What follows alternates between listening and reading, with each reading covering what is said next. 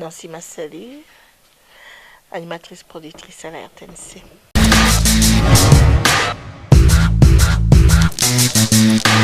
Alors, madame, êtes-vous plutôt vraie ou fausse? Je suis toujours vraie. Êtes-vous mariée? Et avez-vous combien d'enfants? Je ne suis plus mariée, mais j'ai beaucoup d'enfants. Donnez-nous un bref aperçu de votre parcours. En 2006, j'arrive à la RTNC comme collaboratrice. En 2007, je suis engagée comme téléspeakerine, animatrice, formée à la RTNC. Et depuis, voilà, 25 ans aujourd'hui, je suis à la RTNC comme productrice. Êtes-vous plutôt possessive ou libérale? Je suis possessive à l'excès.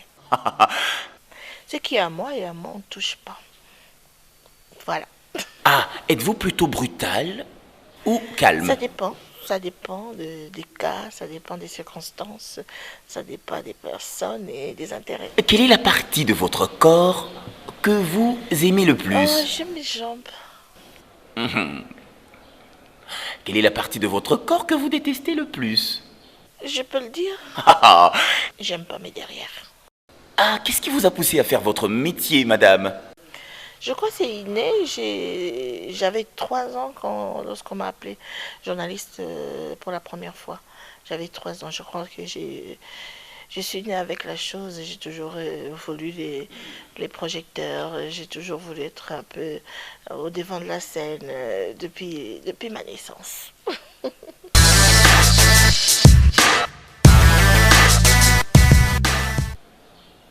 Ah, politiquement parlant, êtes-vous plutôt de gauche ou de droite? Du centre, je suis du côté des peuples, la société civile. Quelle est la partie historique de ce pays que vous aimez le plus?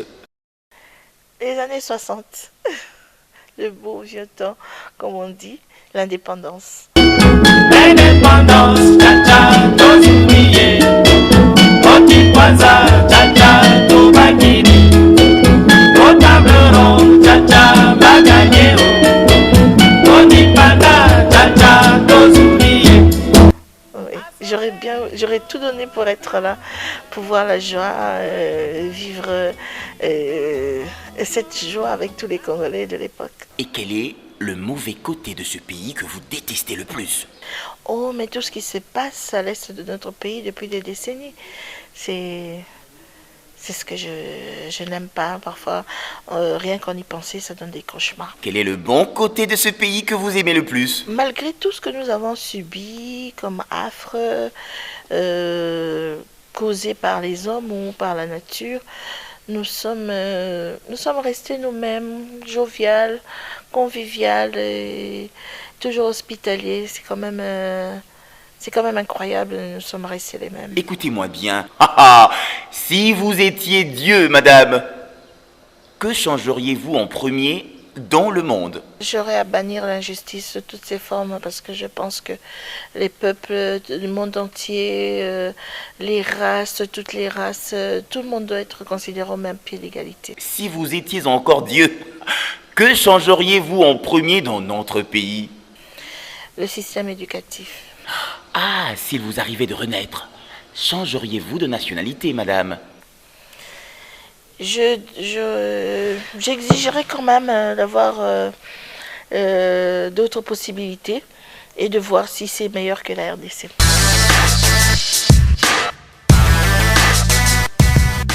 Dans une prochaine vie, vous préféreriez être un homme ou rester toujours une femme?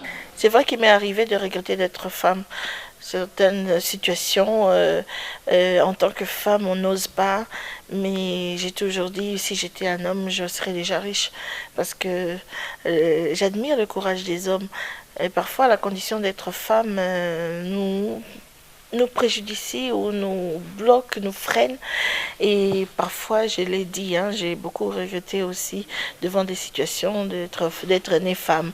Mais bon, si me m'était donné l'occasion de revenir une deuxième fois, je laisserai toujours le libre arbitre à Dieu de décider. Quel est l'homme politique mondial que vous adulez le plus?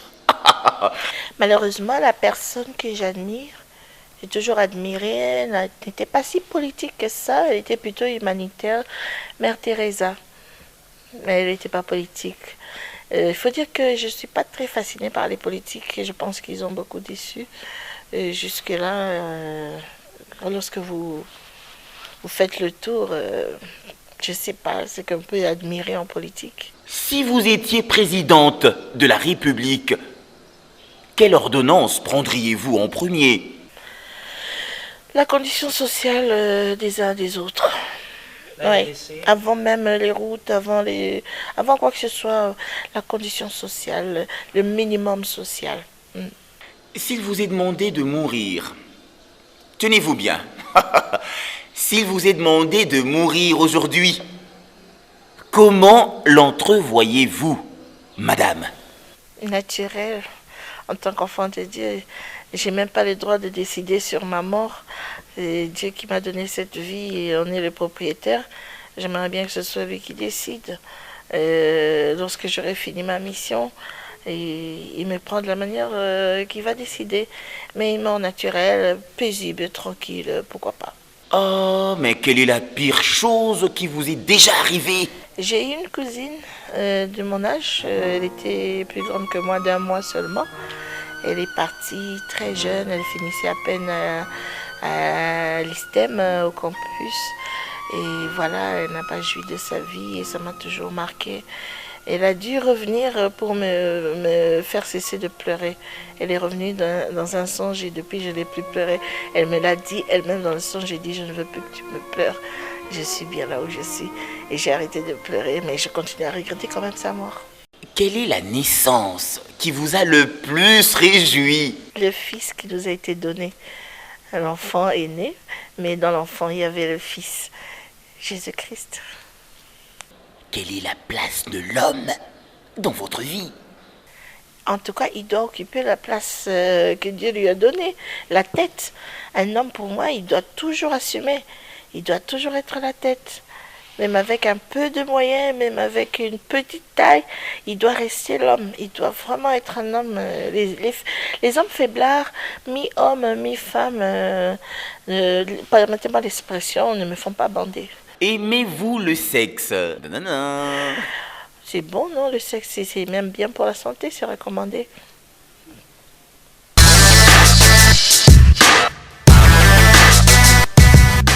Et si vous étiez un garçon, quel type de femme auriez-vous épousé? Gentil, un homme gentil, mais beaucoup plus romantique. L'êtes-vous? L'êtes-vous? On me le dit souvent, je sais pas, on me trouve gentil. Quelle est la pire chose qui ne vous est jamais arrivée?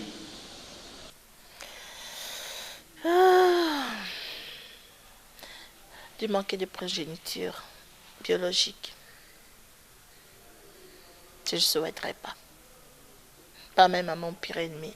S'il vous était demandé de mourir dans quelques heures, et que cette émission était la toute dernière de votre vie, quel serait votre dernier mot? Je m'adresserai à ces téléspectateurs qui me regardent en ce moment et je lui dirai tout simplement aimez-vous les uns les autres parce que Dieu a créé tellement de choses, des concepts, mais il a choisi d'être amour.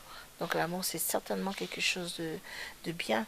Donc nous devons cultiver l'amour, partager l'amour et aimer les autres comme s'il s'agissait de vous-même. Voilà. Merci.